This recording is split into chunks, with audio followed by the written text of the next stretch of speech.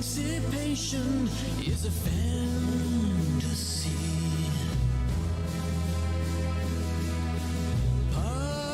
Policies have risen up and overcome the brave. Greatness dies, unsung and lost, invisible to history. Embedded spies, brainwashing our children to be mean. You don't have long, I am on to you. The time it has come to destroy. You supremacy.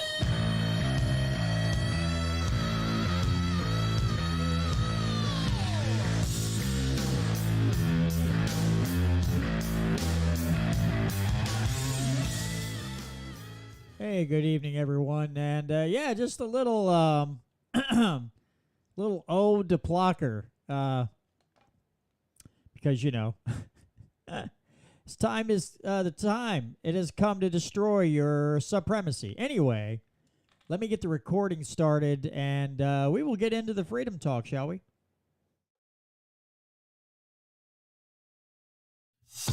In the restaurant of life, we're putting freedom back on the menu.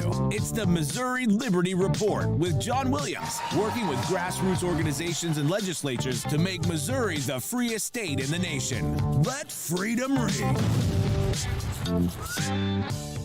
And we are back with another edition of the Missouri Liberty Report. Thanks so much for joining me again this week.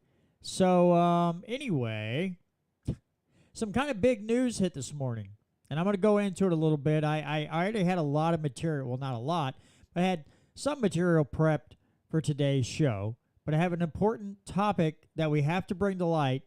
But before I do, folks, I want to just give everybody a heads up, okay? I'm going a little bit of a different direction with this show from now on, okay? I will still be dealing with Missouri political news. I will still be interviewing at times legislators, candidates, things of that nature. But just to be plain about it, just to be honest, I was starting to feel a little burned out because I felt like every week, almost, I was just kind of repeating myself. And I could feel the burnout coming on a little bit. So I am going to start, again, I will cover some, Missouri political news. But I also am going to, I'm going to hit on some national news and things from other states and things of that nature, just to change it up a little bit. And that way, because I don't want to stop doing the show. You get burned out sometimes. You're just like, man, what is the point?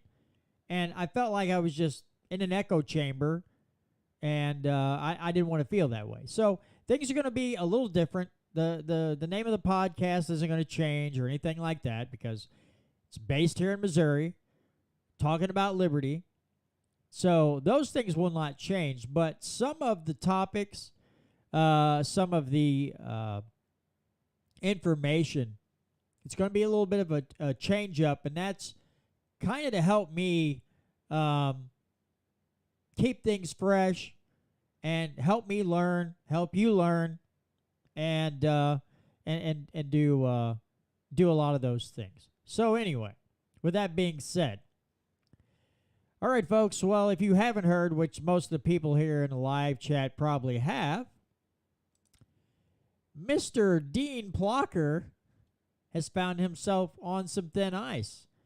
Now, if you listen to Catherine and Kirby's show, Rogue Politics, and if you don't, what is wrong with you? But if you do, and then so Kirby, Catherine, Patrick Holland from the Missouri Freedom Initiative have all covered this topic on this Fireside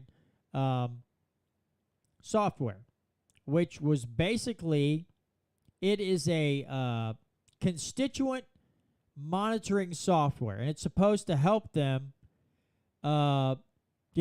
communicate with their constituents if there's problem, if the constituent's having an issue.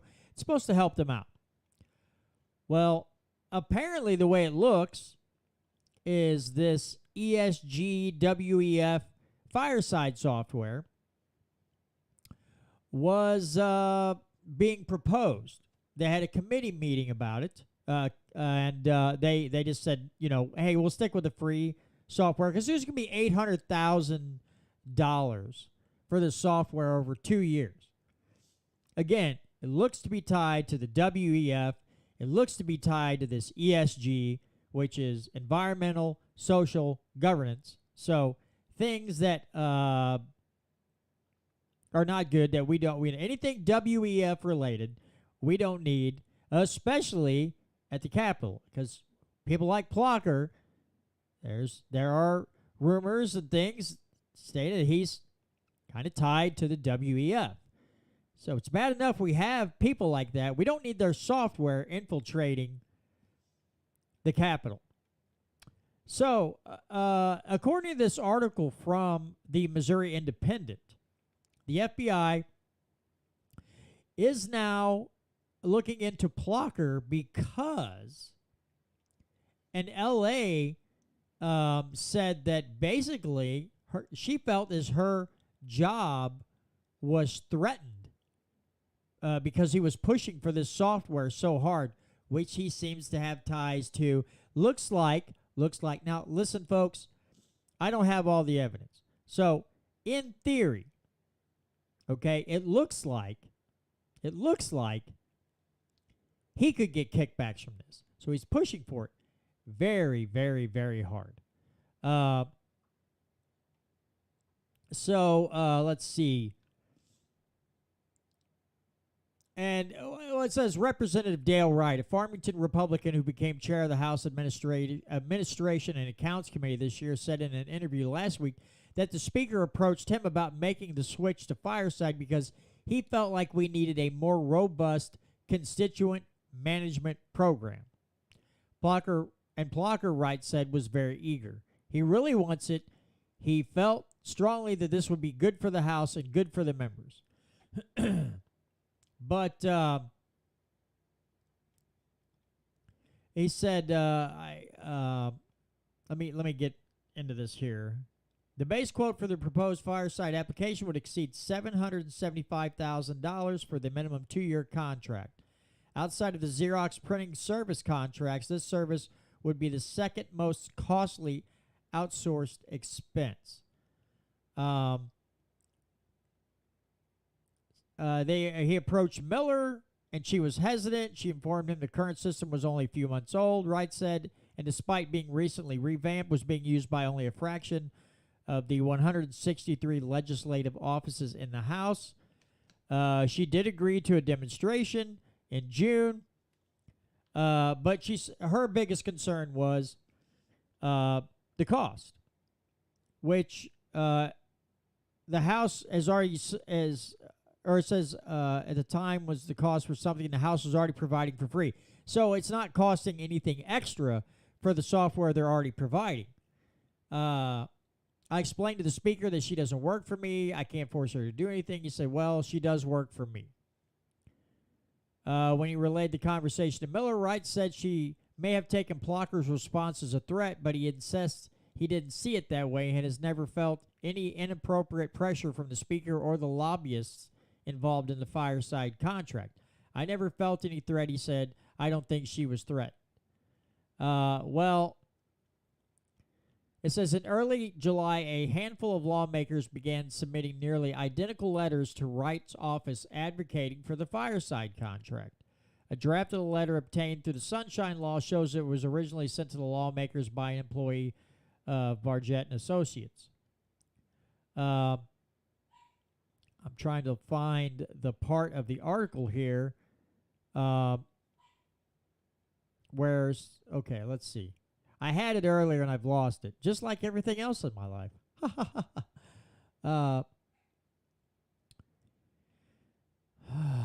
Boy, if I could find... It's a really lengthy article, and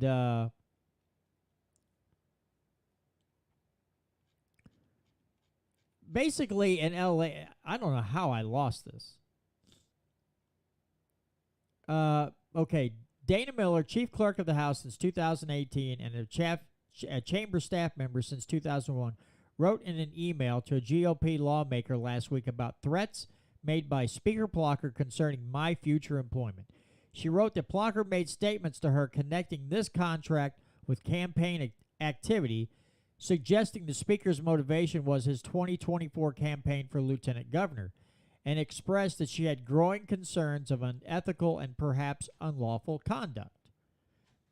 Miller wasn't the only legislative staffer expressing concerns. In another message obtained through the Sunshine Law, a House employee complained that the pressure for the contract was insanely inappropriate and would lead to more bad behavior if Plocher got its way.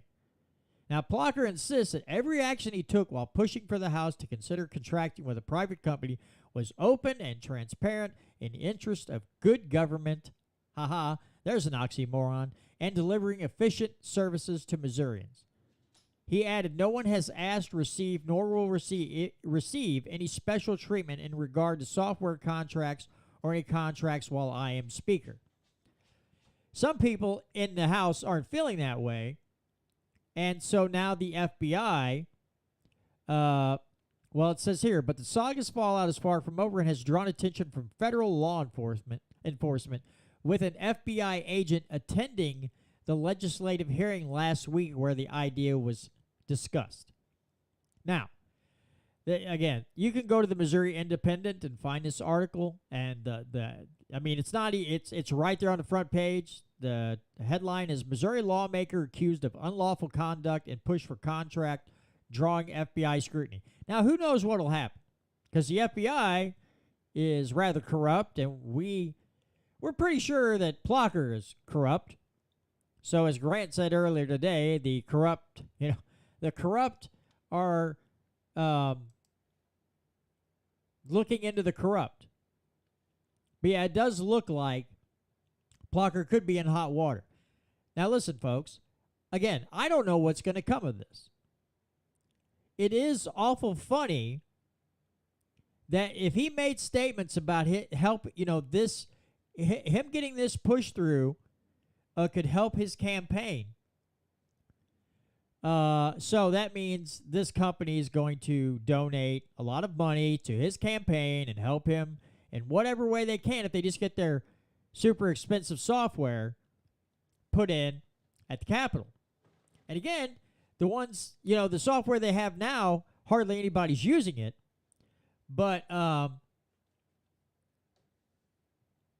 it says the campaign finance, or Gary says the campaign finance corruption was not mentioned at all, pay to play. And unfortunately, folks, this is the way it is in a lot of state houses. They mention the lobbyists. The lobbyists are like, oh, everything is up and up. Excuse me. When lobbyists are at the Capitol wandering around way early to make sure Patterson is the next Speaker of the House once Plocher's term is up, That should tell you everything you need to know, right? That lobbyists are there pushing for Plocker's protege, Patterson, Triple P. Plocker's protege, Patterson. The Triple P of evil. Is that what we're going to call it now? I don't know. I feel like that could be a good thing. The Triple P of evil. But with lobbyists there, and the same thing with Plocher. A lot of lobbyists wanting to get Plocher installed.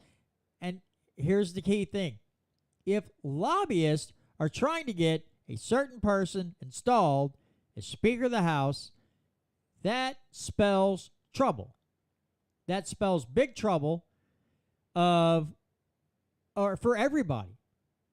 You, me, the other reps, the Senate, everybody's going to be in trouble. Because they're going to have the special interest needs. They're going to put their wants in front of everybody else's. It will not work out well for the rest of us. That is absolutely, undoubtedly true.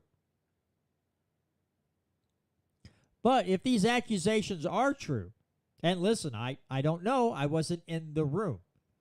I don't see why this person would have to make this stuff up. Listen, folks, I shouldn't even have to say this, but you could probably go to Republican. I went to the Franklin County Republican Central Committee meeting, and before the meeting started, I could hear some of those people talking, and you could just hear the contempt in their voice for Dean Plocher. The man is not well liked unless you're a rhino, and then you absolutely adore the man. But if you're a liberty lover and you're trying to get things accomplished to make lives, or to make life better for the people in this state, you don't like him. And there's a reason for that. Because money and power are the only two things that he's interested in. He has no interest in anything else. And that is absolutely plain to see. And the Triple P of evil, Plocher's protege, Patterson, may not be any better. So we're going to have a continued fight on our hands here in the state of Missouri at the Capitol, trying to get good liberty legislation done in this state is going to be a headache unless a lot of people get active and really apply the pressure. Now, who knows what this is going to do? I don't know if Patterson's name's been brought up in this. It wasn't listed in the article. It would be interesting if Patterson was in the mix as well. But I mean, who knows at this point, right? Because if we can take down the Triple P of evil, now here's the thing: nature abhors a vacuum. So if Plocher and Patterson were both to be ousted, who would be in line next? How would we get with the reps and say, hey, can you pick somebody a little better? Can you not let the lobbyist influence who gets the Speaker of the House position? That would be great. But, again, we'll see what's going to happen here. It'll be interesting to say the least. But Plocher's hands are clearly, even without this, Plocher is about as corrupt as you can get at the Capitol building. I mean, there are some others that are probably in a tie or really close. It could be just... sometimes it seems like it's a competition with these people. Who can be the most corrupt? Who can kill the most good bills? And again, it sucks that we have to push for legislation to get our liberty back that we shouldn't have lost in the first place. It also sucks that you have to push for legislation that allows you to get back or to fight against the removal of some of the natural rights that we should enjoy without the government interference. Because again, some people that go to the public fool system think that your rights stem from government and not that not that they're natural, that they're the government is just this benevolent entity and it's handed us down these rights. But again, a government big enough to give you whatever you want is also big enough to take it away from you. And it's just, I don't know. I don't, I'm kind of a scrawny guy. But I don't trust Plocher as far as I can pick it up and throw him. Which, I don't know if I can pick him up. So, that's how much trust I have in Dean Plocher to do the right thing when it's necessary. Without having to exert tremendous amounts of pressure from everyday people like you and me. It should be, well, yeah, this seems like the moral and righteous thing to do. Let's do this. Nope, not in Plocher's book. He's not interested in, protecting liberty and freedom. Again, he has political aspirations. He wants to climb the political ladder. He's all over it. That is what he is about. And he will only do the right thing if he thinks it might score him some political points. But even then, it's kind of, it's a little iffy. But again, I don't have a whole lot of it. This hit this morning. I was at work. I found the article because Grant and Patrick had kind of shared it in a group text. So I looked it up. I'm like, okay, I'll cover it a little bit. But there are other people who know, again, the Missouri Freedom Initiative goes live on Odyssey at 7:30 on Saturday nights. I know Patrick's already stated he will be covering this in depth. If you'd like to know a lot more, look for the Missouri Freedom Initiative on Odyssey. And, you may find it on Rumble afterwards, whatever. But tune in, because, again, they're going to cover this in depth. Also, go back and look at YouTube for Missouri Freedom Initiative. Patrick and Kirby Lane did an episode on this. Check out Rogue Politics. Catherine and Kirby have done an episode on this whole thing. So, if you want a lot more in-depth detail, make sure you check them out. Now, I hope that I am not mistaken, but it looks like Catherine and Kirby, if I don't have my timeline screwed up here, and if I do, I apologize to anyone involved. But I believe that Catherine and Kirby are the ones that kind of found this and hit the pavement running and did a lot of did some videos on it. Kudos to them for getting on top of this and exposing this information, because now they were on the Caravan to Midnight show that plays on YouTube a couple nights ago. They were on there. They have really garnered a lot of attention, and Patrick's done work too to get this out into the light and let everybody see what's going on at the Capitol with his software. So kudos to all of them for digging this up and making people aware of it, and they've really captured the attention of a lot of people. And again, man, Catherine and Kirby are freaking rock stars. I'm telling you what. They are rock stars. With this following the money and connecting the dots, It's hard to find people that are much better than they are at doing this. They're tremendous. So, again, Catherine, Kirby, and Patrick, because Patrick's been in on this too.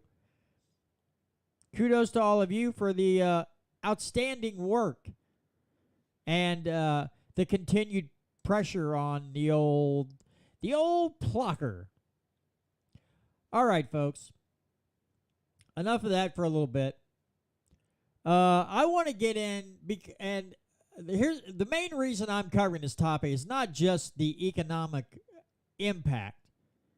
It's because I am a UAW member. Now, I don't work at an automotive manufacturing plant.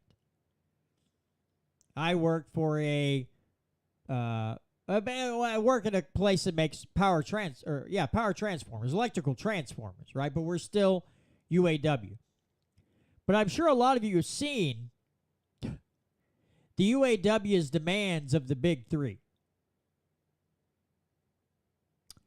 And I'm just going to say, as a UAW member myself, I think it's freaking ridiculous what they're asking for. 40% raise. 32 hours of work, but 40 hours of pay.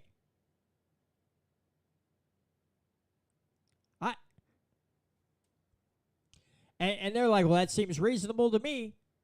On what planet are you living on that would seem like a reasonable thing to ask for?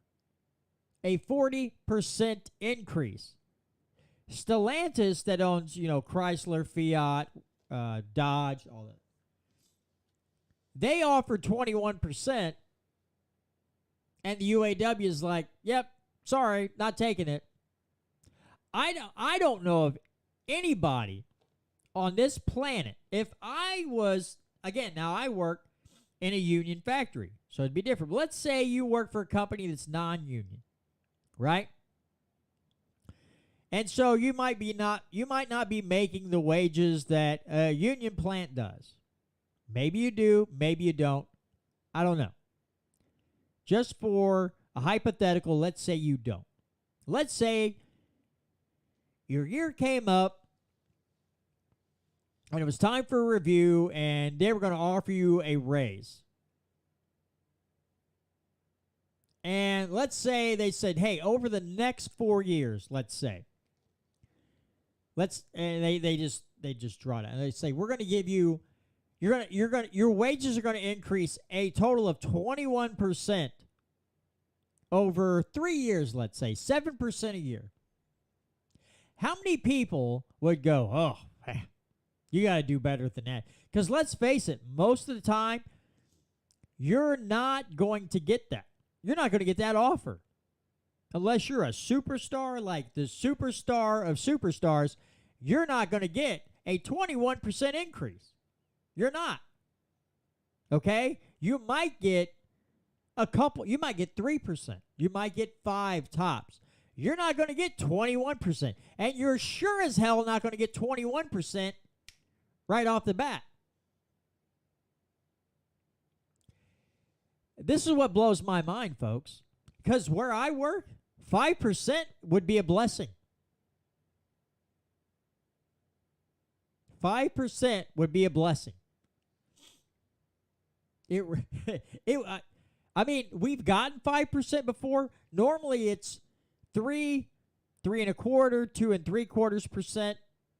Each year. For the normally our contracts are about 3 years long. 21%, 40%. I don't know, man. That just sounds like somebody hit the crack pipe way too many times.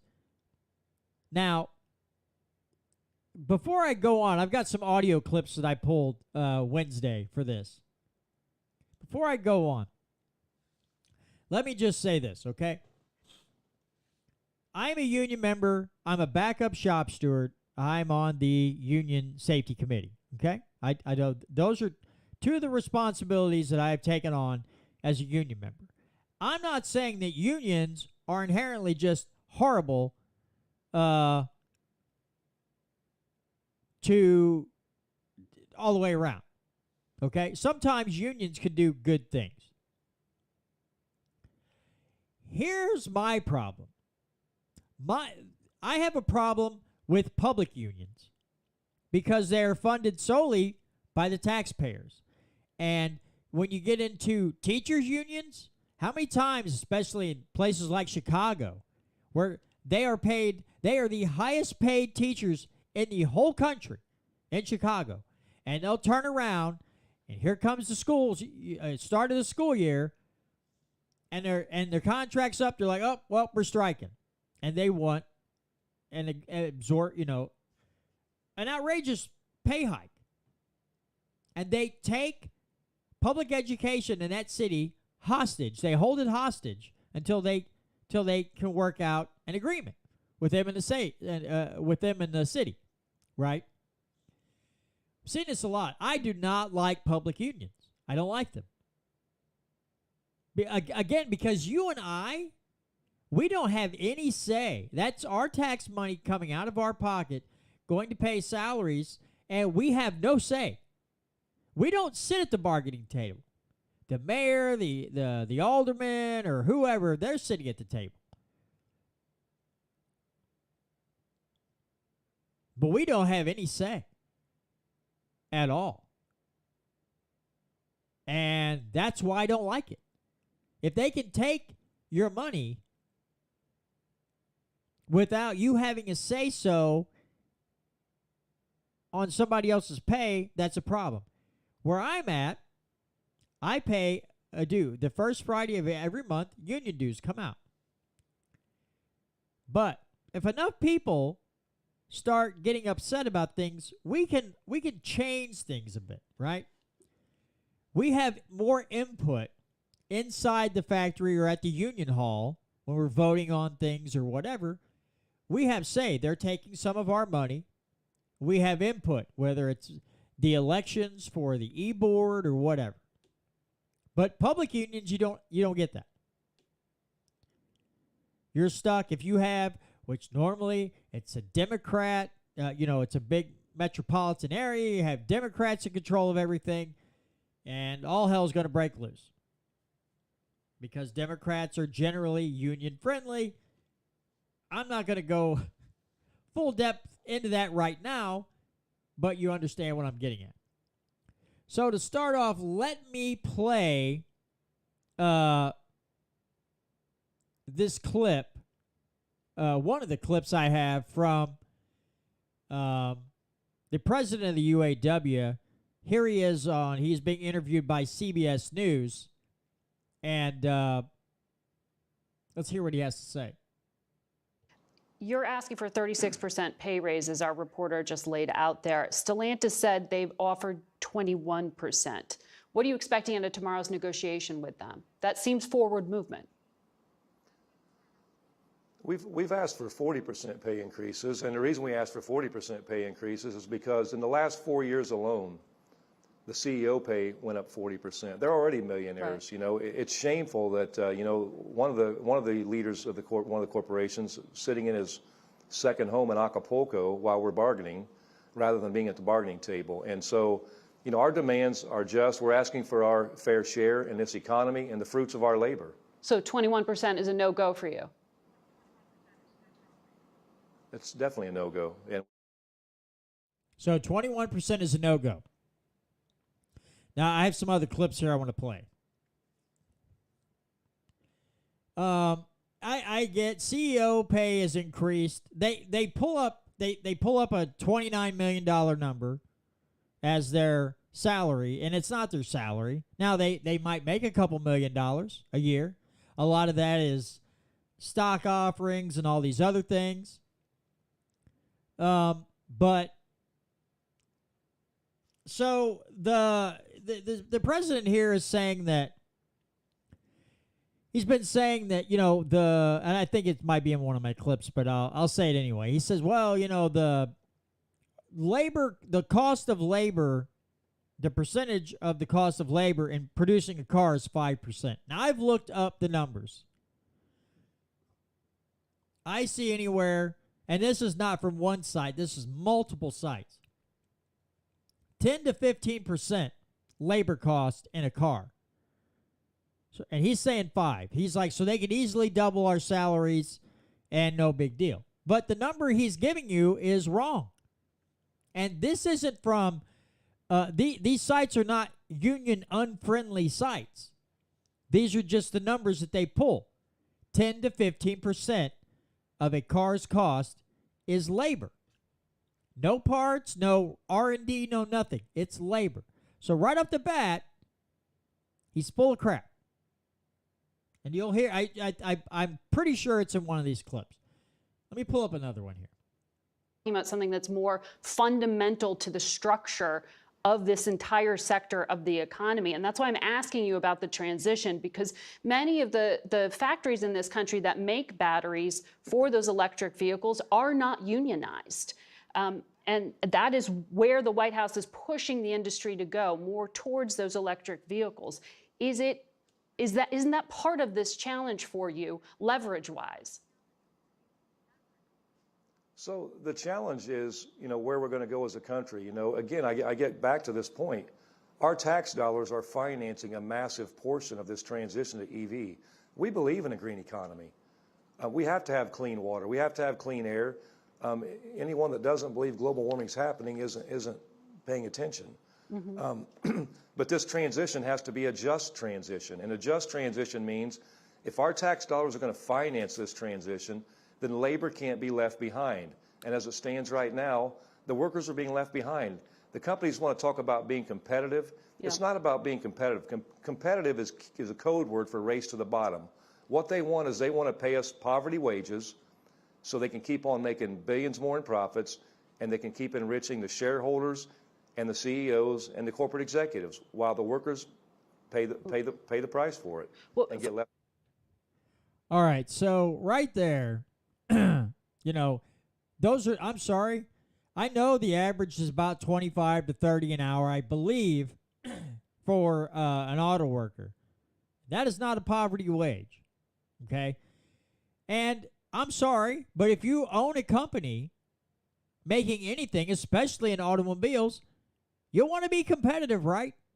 You don't want to be like, well, let's make the same old car for 50,000 years. And people keep buying them because they're all done. No. And when you're in a big market like that, you have to stay competitive. Now, when he talks about taxpayer funds that are subsidizing this EV push, right?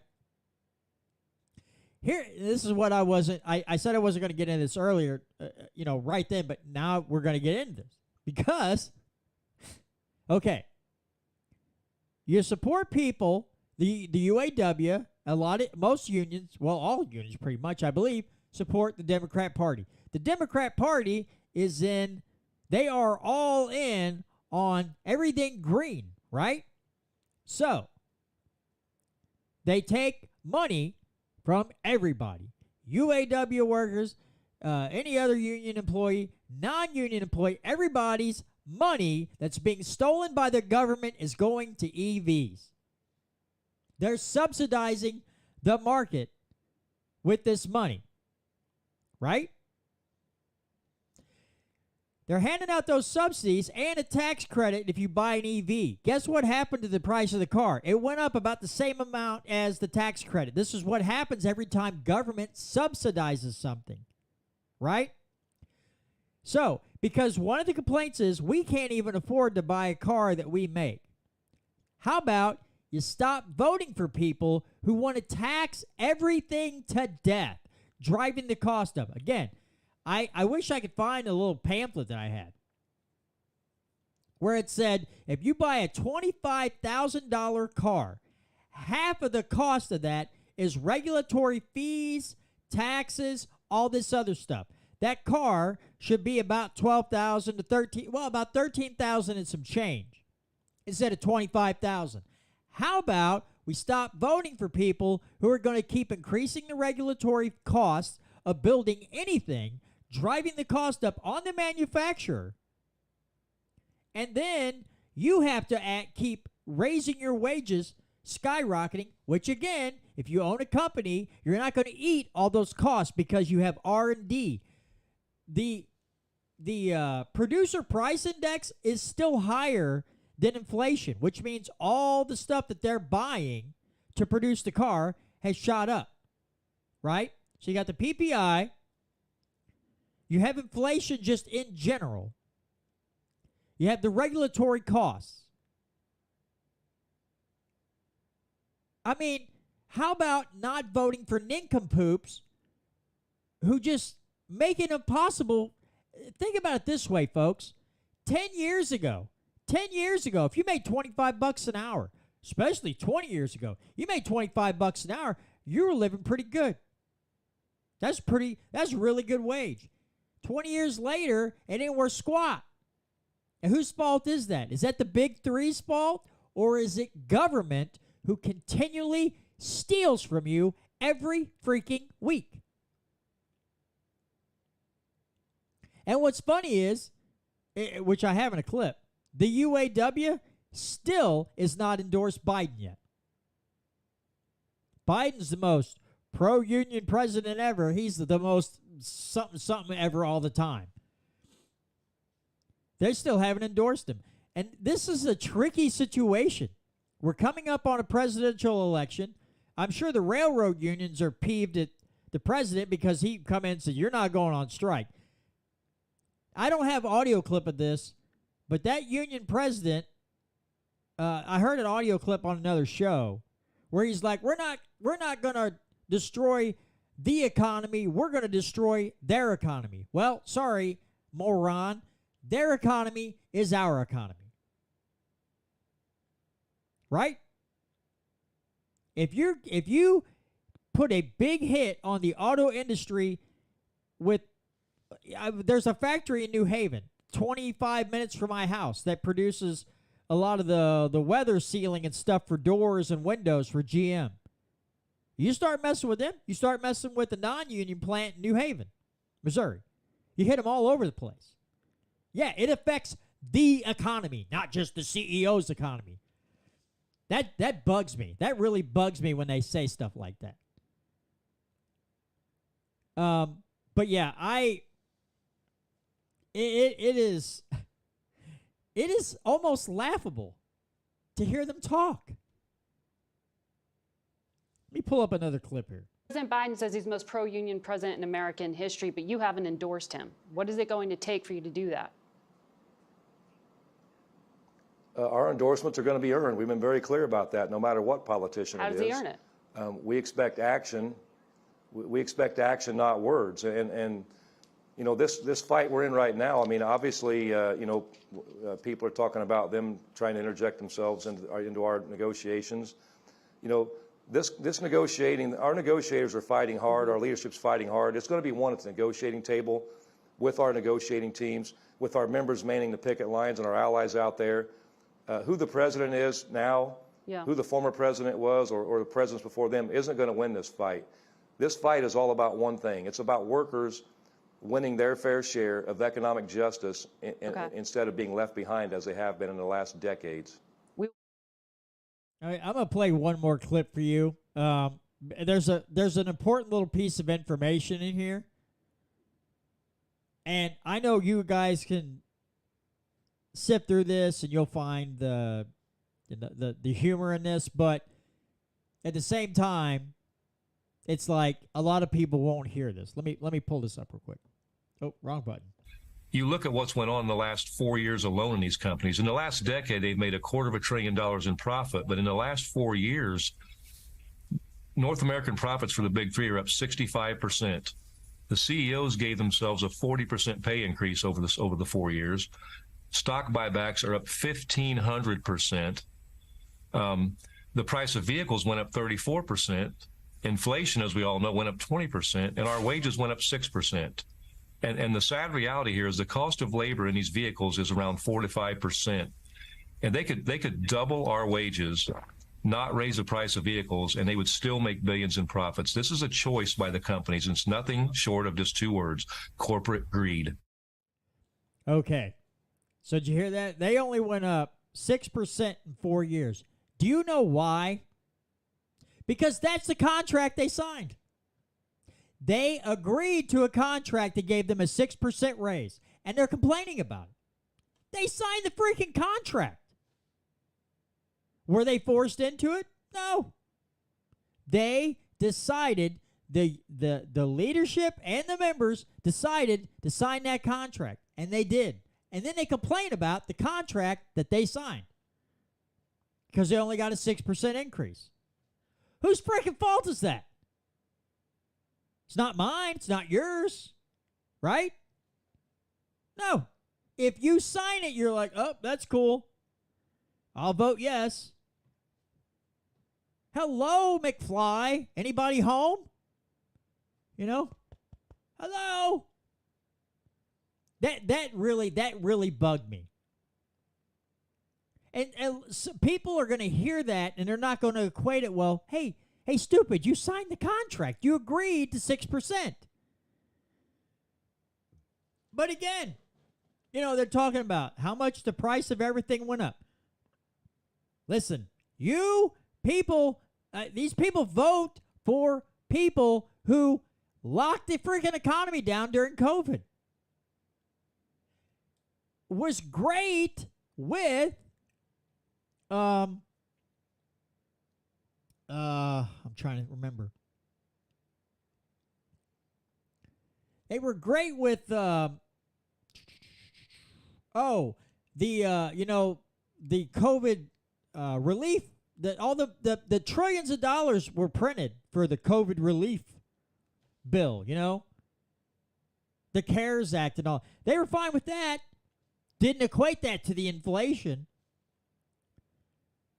I wish I had the clip. I might have one more on here. Let me see, but I don't think I do. Nope, that's the wrong button. I'm at peace with the decision to strike if we have to, because I know that we're on the right side in this battle. It's a battle of the working class against the rich.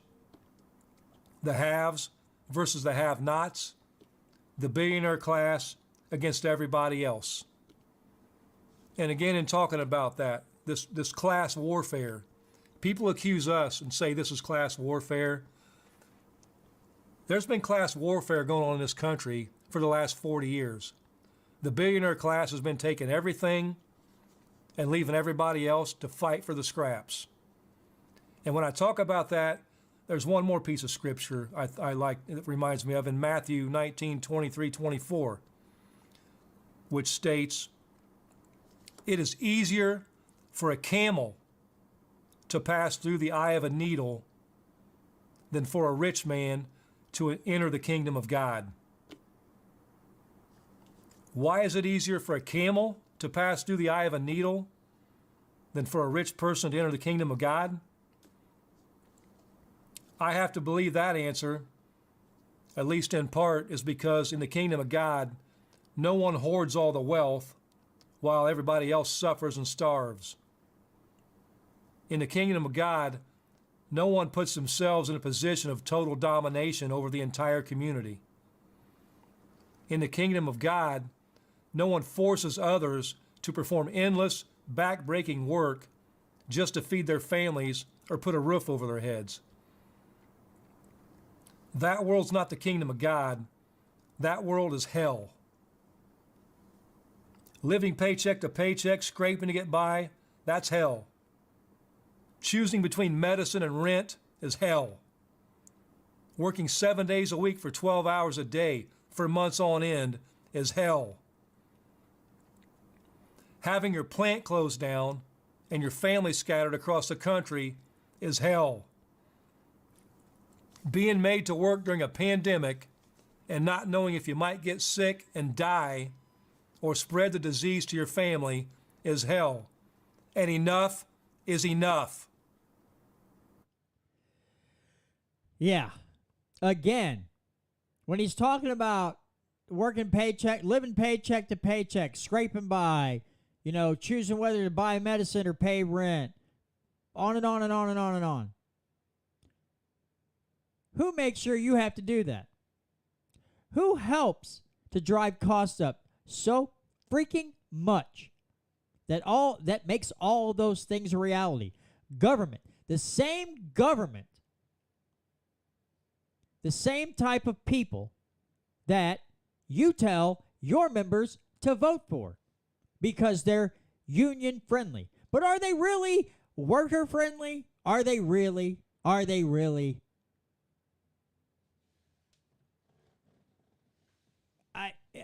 At some point, I'm sorry, if my union told me, if somebody in my union started acting this ridiculous and said, "Oh, we're going to go for this," I guarantee you I would walk up to them and go, "You've been drinking. Or you've been taking some illegal substance because clearly you're out of your freaking mind." Yeah, and people are saying, "I worked through the pandemic." Most of us did. I was told I was essential, which is horse manure. We're all essential, but, since I worked at a place that made transformers, had to keep the lights on, I'm essential. But all these things that they're complaining about, they vote for the very people who institute the policies that makes it harder for them to make a living. But no, we're going to play the class warfare game too. It's us against the rich. The rich who are in bed with who? The government. Public-private partnerships. They happen all the time. The government is taking money from union workers and giving it to their employer to make EVs, and they're building a system which could take 40% less people to manufacture. They literally voted for people who are going to policy them right out of a job. And it doesn't sink in. It's insane. It's crazy. Again, my union, the union sends me stuff all the time. Vote for this guy. It goes, if it wasn't so glossy and didn't have those nice, sharp, square edges on the the little vote, the little brochures or the flyers you get, I'd use them as toilet paper. I'm afraid I'm going to cut a butt cheek because they're nice and shiny and glossy. The crap probably wouldn't stick to it, probably slide right off. But whatever. Communist propaganda right in the trash can. I look at it, I chuckle, and I throw it away. Folks, come on. I understand. I make $25 an hour. $25 an hour doesn't go as far as it used to. For sure. But son of a biscuit-eating basketball player, can we be a little smarter? And the propaganda is just, oh man, it's so thick, you almost need a chainsaw to cut through it. It's insane. I don't know, man. It's again, I know it seems like I'm being hypocritical because I'm a union member. And I participate. Here's why I participate.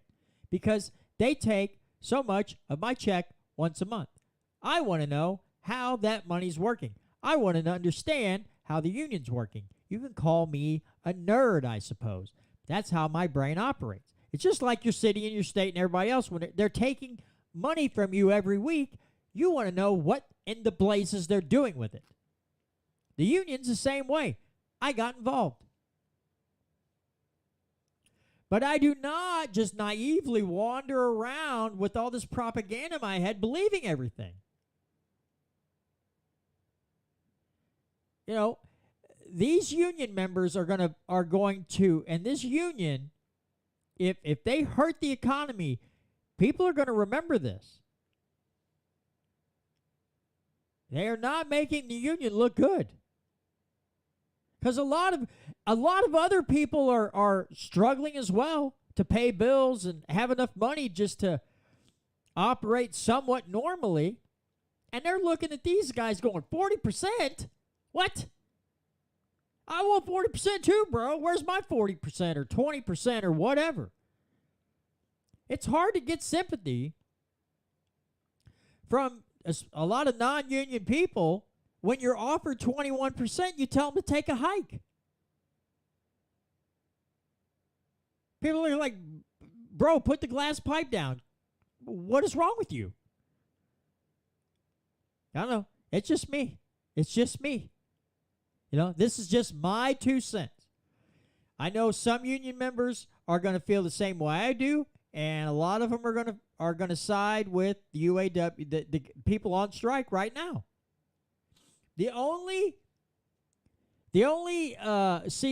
So I think GM closed another like 38 plants today that were parts and all kinds of other stuff because Stellantis and GM are lagging behind, but they said Ford is coming, you know, they're putting together something and they seem to be really wanting to get this done.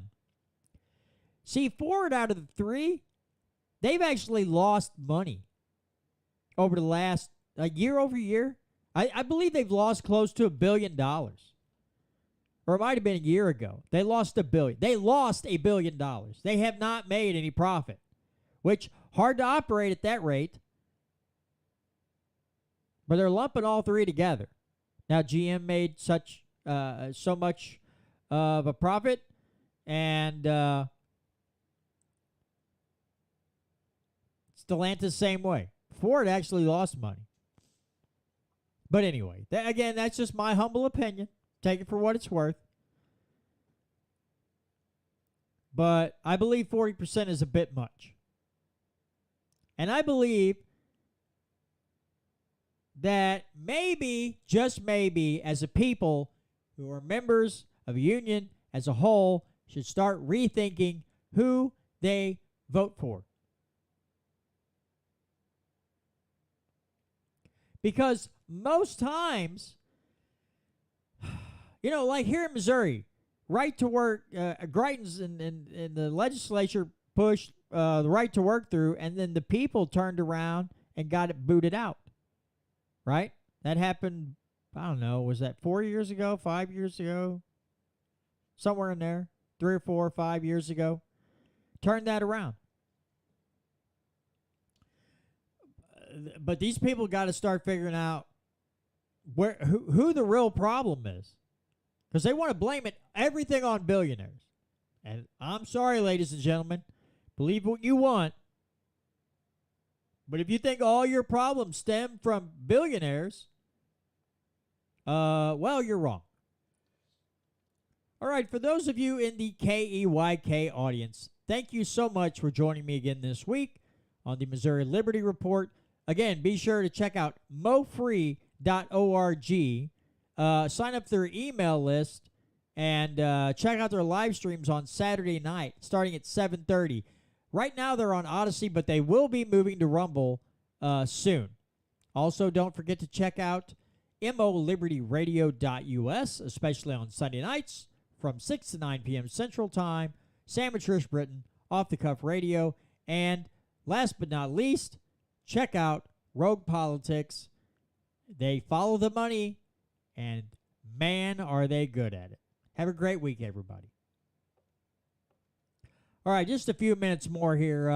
But yeah, anyway, they decided, you know, Ford lost all that money and said, you know what, I think we're going to switch to hybrids.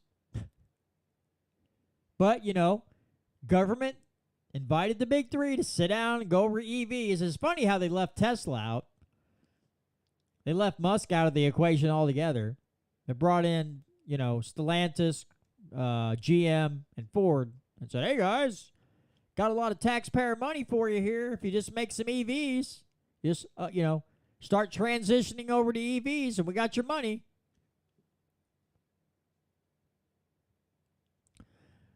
I don't know, man. I think people just need to start thinking a little more clearly. You know, I don't begrudge, you know, Milton Friedman was talking about unions at one time. He said, you know, no one begrudges you for wanting more money. But you have to understand, when you ask for certain wages, and you want you want to make substantially more or quite a bit more than non-union workers, what you're doing is you're shrinking your workforce because the companies are only going to have so many people employed at that amount. And so you're literally shrinking the pool for people who could do that job. That is correct. You know, a lot of people don't begrudge a union worker for wanting more money. But to pretend like it's not going to affect anything at all as far as price of cars or anything else, well, now you're just blowing smoke up your own rear end.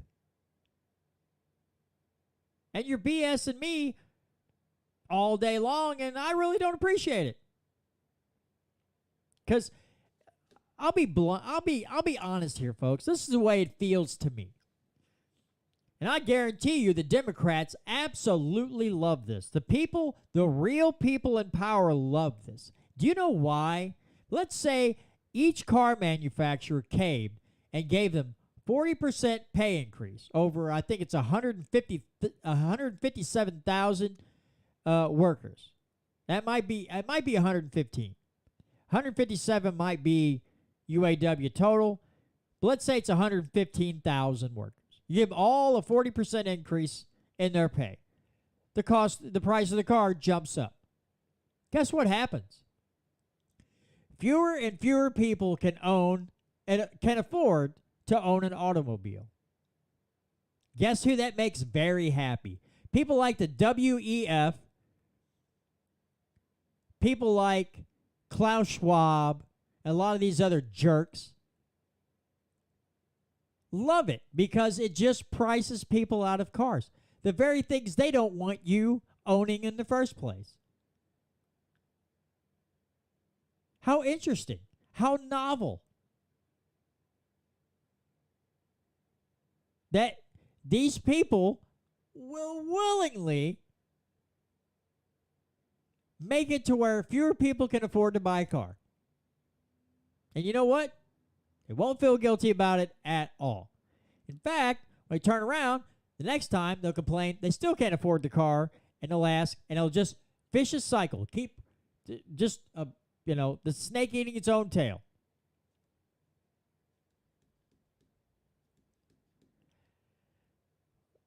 Yeah, I mean, I know not everybody's going to agree with me, but that's the way I'm seeing it, folks. I see this as a win-win for those who want to control everything. I see this as a win for people who think God is dead and now they are the new gods and they will control every stinking thing. And when the WEF gets a hold of everything, ain't nobody going to have a union-paying job. You ain't going to have nothing. Why would you? I don't know. It seems like they're playing right into their hands. Fewer people can afford to own a car. Great. Sure as heck ain't going to be able to afford an EV. And I'm not blaming that on the auto manufacturer. I'm blaming that on the government. And all these, do-gooders who think they're going to save the planet. You talk about that. Look up the George Carlin clip where he's talking about saving the planet. I'd play it, but it's not radio friendly. It's a great bit. But like Tom says, you'll have nothing and you'll love it. But it seems like at times, well, it doesn't seem like, you can see it. We're playing right into the handbook of these wannabe world dominators.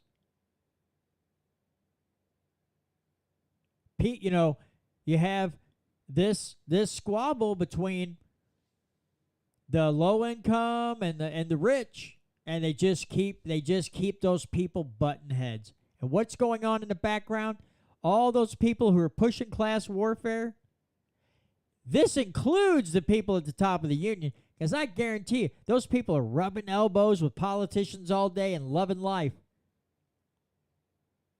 What are they doing? They're going to the freaking bank while you're battling it out with people who, yes, have help write regulations so they can write off their competition, but Democrats and Republicans help them do it. They don't do it on their own.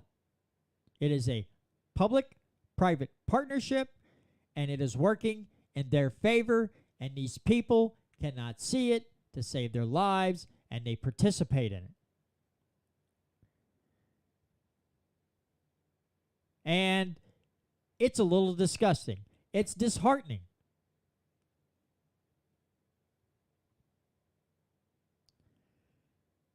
But good golly, Miss Molly, can we just start thinking a little bit? Can we, I don't know, just pull our heads out of our butts? Well, not us. We all pretty much see what goes on here. But you're picking up what I'm putting down. You're smelling what I'm barbecuing here. But good Lord. It seems even when certain, some people, some groups want to make things better for themselves, they don't understand how they're being played.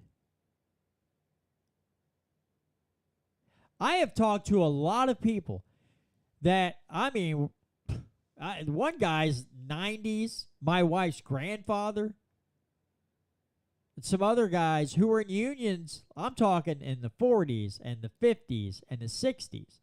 And you talk to them today, and they will tell you how rotten the unions have become.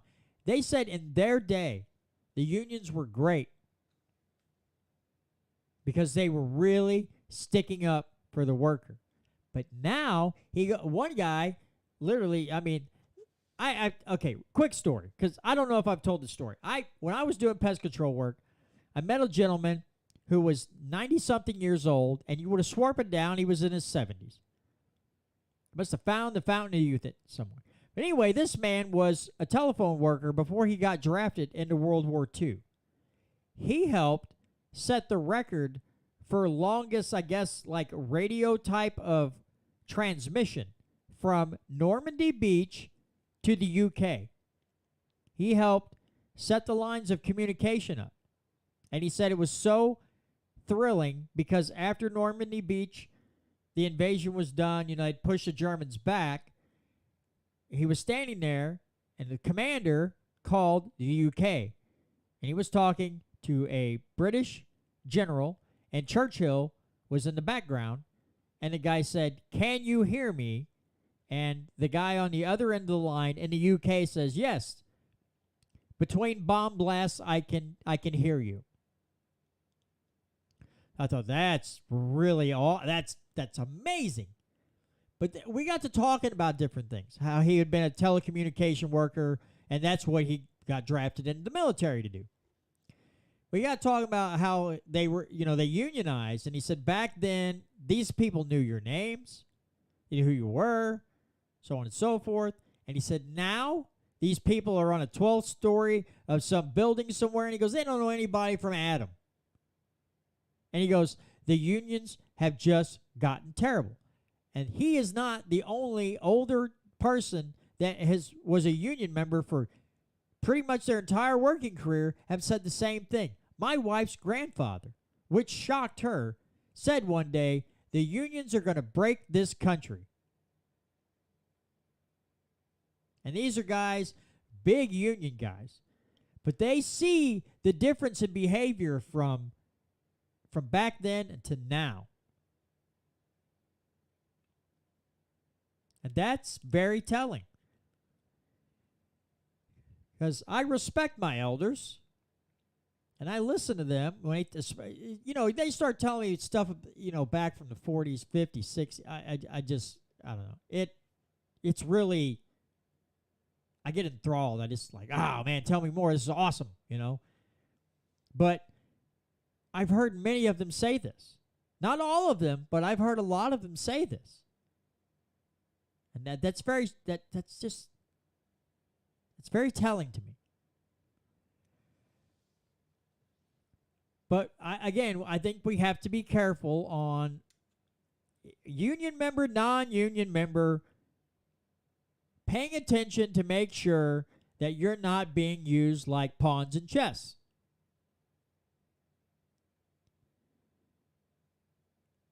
Wanting to believe something is so true does not make it so.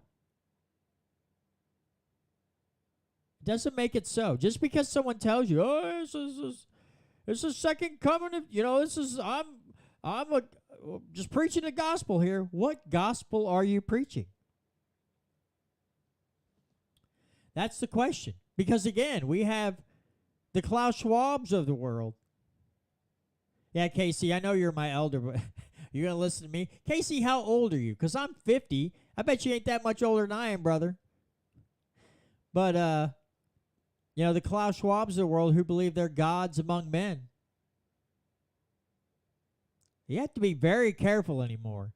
They have their hands in every stinking thing there is. Again, with this Fireside software.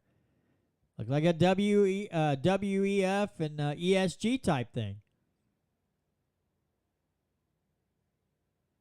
You just got to be careful of who you tie yourself to.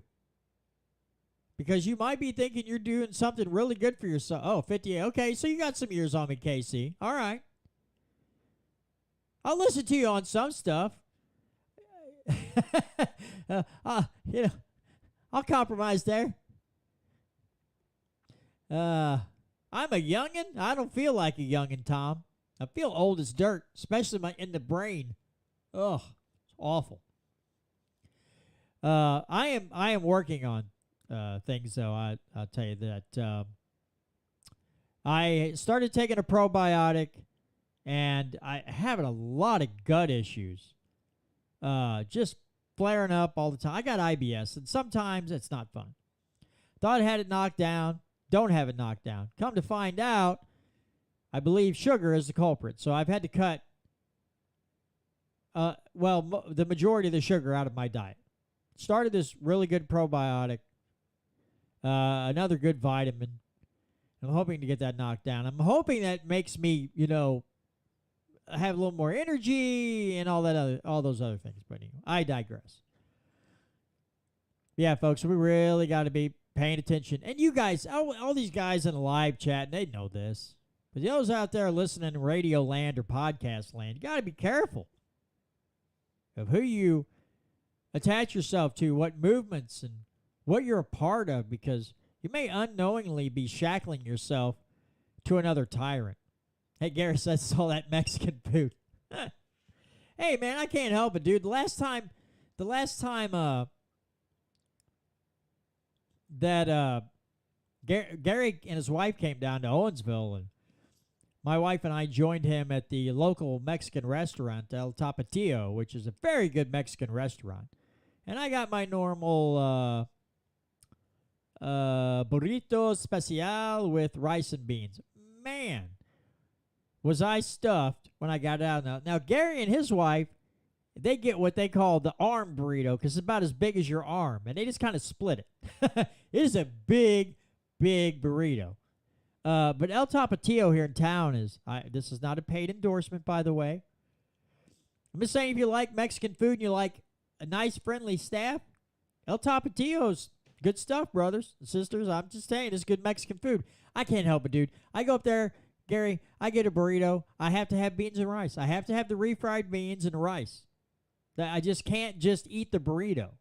And so, yeah, when I come out of there, I'm swelled up like I don't know, like I ate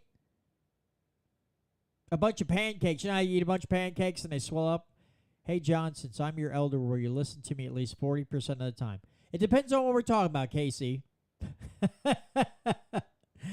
Oh, man, oh, man, oh, man. But it's all good. It's all good. All right, folks. Well, that's going to do it for this week's edition of the Missouri Liberty Report. Thanks so much for tuning in this week. Not sure what I'm going to cover next week. I don't have a guest for next week either. As I guess maybe as more details emerge from this whole Plocher debacle, the triple P of evil, or part of the triple P of evil. Maybe we'll cover some of that. I've been actively trying to get some guests on. I am not getting any calls back. Gary, I have tried to call. I called Holly Jones's office Monday or Tuesday, and I still have not heard back. So I know you have her LA's number. If you would get in contact with her and say, hey, really like to, John would really like to have Holly on the show. Also, I'd like to pick Holly's brain about something. But anyway, I'm actively trying to get some new guests. I haven't had any luck. I'm striking out, which that's par for the course. That's the way it goes sometimes in podcast business when you're a low B like me and not Mr. Popularity. It is what it is. But anyway, thanks for listening in and let me rant a bit this evening or whatever time of day you hear this. Again, I appreciate all the listeners, viewers, all of you in podcast land, radio land, YouTube, and Rumble. I appreciate each and every one of you tuning in with me each week and joining alongside as John goes on about dirty government. Oh, Holly contacted me and said she would be on your show. Okay, I just haven't heard anything. She's been busy. Okay, great. As long as you know, yeah, because I'd love to have her on and discuss some politics. And then I got to pick her brain about another guest that I want to have on, and I think she's able to get in contact with him and maybe set that up. That would be fantastic. But anyway, I just keep wandering off course, don't I? Anyway, folks, that'll do it for this week's edition of the Missouri Liberty Report. And we'll see you all next week. Want more freedom? It starts with you. Join us next week on the Missouri Liberty Report and find out how you can get involved to take back your state.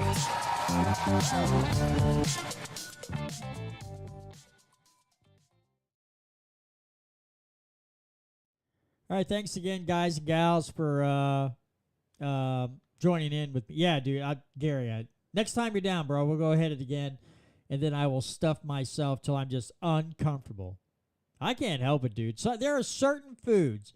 It's like having good barbecue. So if I barbecue, even if I just make brats and some burgers, maybe some chicken, and then my wife makes her potatoes, and then she makes her just ungodly delicious macaroni and cheese, I just eat until I hate myself. You know, the meal doesn't end when I'm full. The meal ends when I hate myself. That's how it goes in my house. I'm sure everybody's got a food that's just their, they just got it's like their kryptonite. Rice and beans and a burrito for me. Or if I smoke a pork butt, make pulled pork, and then there's macaroni and cheese and potatoes. You can just plan on me being miserable the rest of the freaking day. And most of the time, I'm okay with that. Yeah, have a great weekend, everybody. Thanks to John Doe, Voodoo Queen, Wilderness Gal, Casey Rich, Gary Ride, and am I missing somebody? I said John Doe. Okay, I think I got everybody. I didn't want to leave any. And Tom Martz. I almost left Tom out. How can I forget Tom? He was just on with me last week. I'm not the brightest crayon in the box. Anyway, have a great night, everybody. We'll see you next week right here on the Missouri Liberty Report.